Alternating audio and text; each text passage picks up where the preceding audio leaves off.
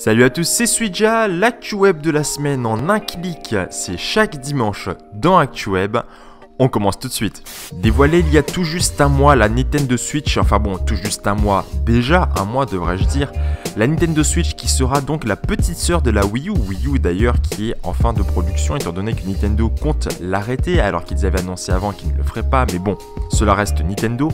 Donc la Nintendo Switch sera à 199 livres, soit 235 €. Ce n'est pas une information absolument certaine, mais c'est en tout cas ce que laisse présager le site internet GameSick qui est un vendeur anglais.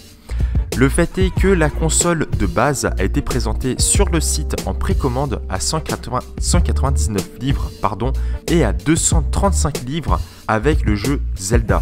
Est-ce que Zelda sortira en même temps que la Switch? Ce n'est pas sûr non plus étant donné que Nintendo ne s'est pas prononcé sur le sujet et pas mal de rumeurs laissent penser que ce ne sera pas le cas. En tout cas là on a un avis qui est un peu différent par GameSick. Attendons de voir et espérons qu'elle sorte à ce prix là, ce qui pourrait être finalement assez intéressant étant donné que la console ne me hypait pas tant que ça à la base. Et restons d'ailleurs dans les jeux vidéo car tout comme pas mal de ses concurrents, Microsoft compte sortir aussi son casque de réalité virtuelle. Son casque, ou peut-être même ses casques. Basé sur Windows holographique, tout comme les lunettes HoloLens, Windows compte sortir un ou plusieurs casques étant donné qu'il est en partenariat avec HP, Dell, Lenovo, Asus et Acer. On peut donc très facilement s'attendre à plusieurs casques différents selon les marques, tout comme il a été fait pour les ordinateurs jusqu'à maintenant. Ou alors les Windows Phone. Windows Phone qui est tout de même une belle erreur, mais bon, on ne s'attendra pas là-dessus.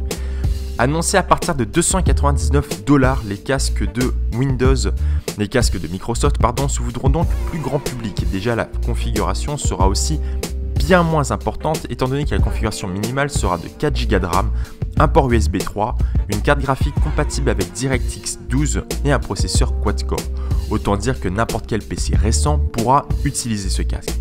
Est-ce que l'expérience sera à la hauteur, Ça reste à voir. D'ailleurs, en parlant de réalité augmentée, il y a une marque aussi qui s'était intéressée à la réalité augmentée, du moins à en croire les rumeurs, c'était Apple, rappelez-vous. Mais de l'autre côté, une autre rumeur aussi, et c'est celle-là sur laquelle on va se pencher à présent, la rumeur comme quoi Apple voulait créer une voiture, une Apple Car. Est-ce qu'elle le sortirait? Est-ce qu'elle la sortirait pas? On n'en sait rien. Il y avait aussi une rumeur comme quoi ils auraient parlé avec McLaren.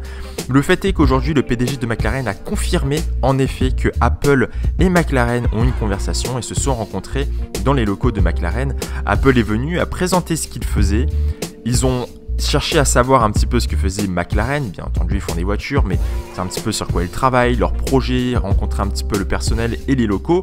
Mais aucune proposition n'a été faite, la conversation n'est pas allée plus loin que ça. Donc oui, il y a une discussion. Est-ce qu'ils vont faire une voiture? On n'en sait rien, mais ce serait certainement bien plus probable qu'ils fassent des logiciels pour les voitures, peut-être même en réalité augmentée.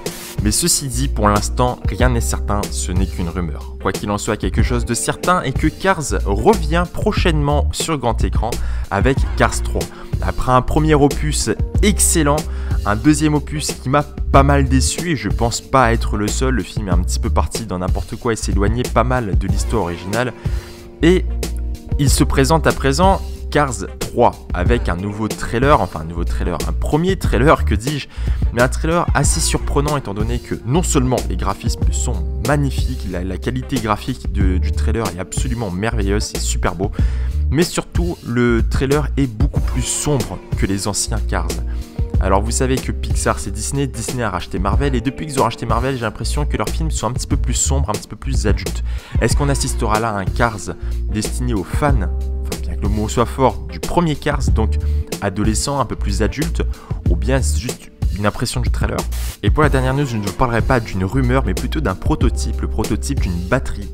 Une batterie révolutionnaire. Alors une batterie qui est pas plus épaisse qu'une feuille de métal, donc autant dire qu'elle est vraiment très fine, mais son gros avantage est que vous pouvez la charger en quelques secondes. Quelques secondes de charge équivaudront à une semaine d'autonomie. Alors je sais pas si vous imaginez un peu, une batterie hyper fine, quelques secondes de charge, une semaine d'autonomie.